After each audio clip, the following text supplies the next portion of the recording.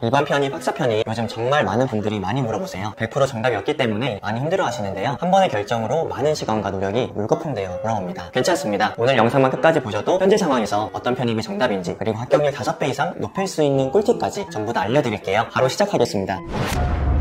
편입이란 4년제 대학교의 대학별 시험을 통하여 내가 원하는 대학과 전공으로 3학년 1학기에 입학하는 제도입니다.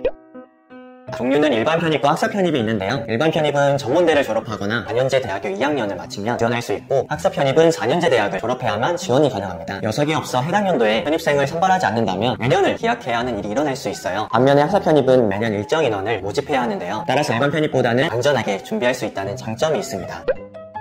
일반 편입과 학사 편입 장단점에 대해 말씀드릴게요. 일반 편입 장점은 지원 자격을 갖추기 쉽다는 겁니다. 비교적 단기간에 준비해서 지원할 수 있다는 건데요. 대학교 2학년만 마치면 지원이 가능한 거라서 가장 많은 학생들이 선택합니다. 단점은 경쟁률이 높고 지원자들의 수준이 높다는 점입니다. 인서울 직업국 대학교에 다니는 분들이 지원을 많이 하는 편입니다. 어느 정도 베이스가 있는 분들 비중이 확실히 많기 때문에 본인의 실력을 충분히 인지한 후에 일반 편입을 준비하셔야 합니다. 즉 합격률이 학사 편입에 비해 낮은 편입니다. 학사 편입 장점은 경쟁률이 낮고 지원자 수준도 비교적 낮은 편이라서 합격률이 일반 편입에 비해 높습니다. 인서울 직업국 학생보다는 전문대, 지방대 학생분들이 준비를 더 많이 하는 편이어서 수준이 낮습니다. 4년 동안 학교를 다니고 졸업 후에 새로운 학교로 2년이라는 시간을 더 소비하기엔 리스크가 있습니다. 인서울 중위권 이하부터는 학사 편입과 일반 편입의 커트라인 차이가 많이 납니다. 예를 들어 가천대학교로 설명드리겠습니다. 아래는 2023학년도 가천대 편입 합격자 평균 점수인데요. 확실히 일반 편입과 학사 편입의 커트라인과 경쟁률 차이가 많이 납니다. 다만 지원 자격을 갖추기까지 오래 걸린다는 단점이 있고, 이를 보완하기 위해 학점은행제라는 제도를 활용해야 그나마 효율적으로 학사 편입을 준비할 수 있습니다.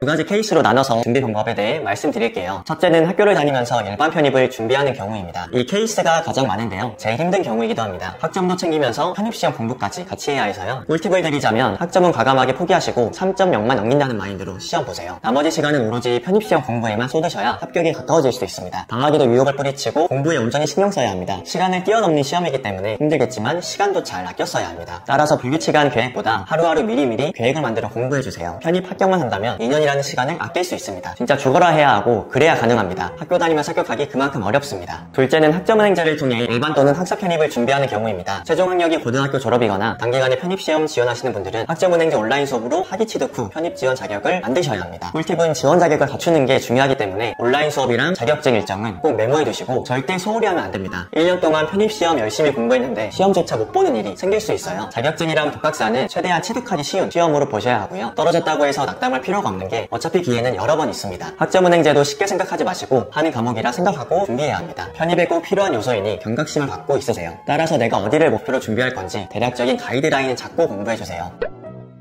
일반 편입은 전적대 성적이 좋아서 영어에 올인 가능하거나 다연계 또는 인서울 상위권인 분들에게 추천드립니다. 명지대나 충남대를 다니고 있는 학생인데 자퇴하고 학은제를 하기에는 리스크가 큽니다. 이런 학생들은 일반 편입 추천드립니다. 학사 편입은 전체적으로 유리한 방법이지만 다니고 있는 학교가 지방대, 즉 수능 4등급 이하인 분들은 일반 편입보다 학사 편입을 추천드립니다. 이런 분들은 합격률 자체를 높이는 게 중요해서요. 지금 대학을 포기해도 괜찮거나 베이스가 부족한 분들, 그리고 인문계는 되도록이면 학사 편입으로 준비해야 합니다.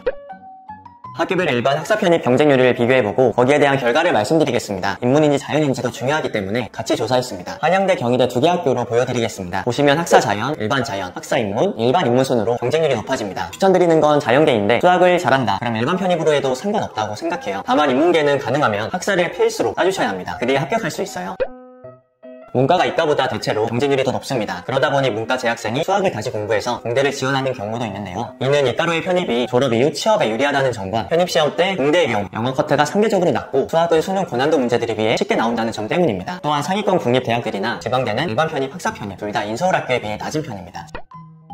기간은 12월 초에서 중순으로 지원 횟수 제한은 없어요. 수능과 다르게 제한 없이 지원 가능하기 때문에 합격률을 높일 수 있습니다. 대학교에서 공개하는 편입 경쟁률보다 체감 경쟁률은 좀 더 낮습니다. 그렇기에 두세 개 대학교만 목표로 하는 것보다 최종 목표 대학교를 설정한 뒤 10개에서 20개 대학교까지 지원하시면 됩니다.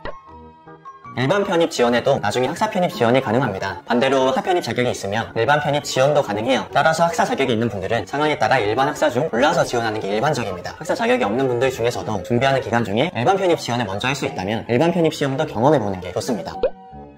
인서울대학교는 편입시험, 직업응은 전격대 성적, 공인영어, 전공 면접으로 선발합니다. 편입영어는 수능에 비하면 매우 어렵고 외화의 단어도 많지만 수학은 오히려 편입수학이 더 할만했다고 보는 시선이 많습니다. 공식 암기 위주로 공부해주세요. 공부 방법은 딱 두 가지만 기억하세요. 영어는 단어, 수학은 진도입니다. 토익에 유리한 분들 중에 인서울 직업을 고민하시는 분들은 직업응을 추천드립니다. 인서울은 토익 성적을 보지 않으면 나중에 취업하실 때 토익 점수 보는 곳이 많기 때문에 이점이 많습니다.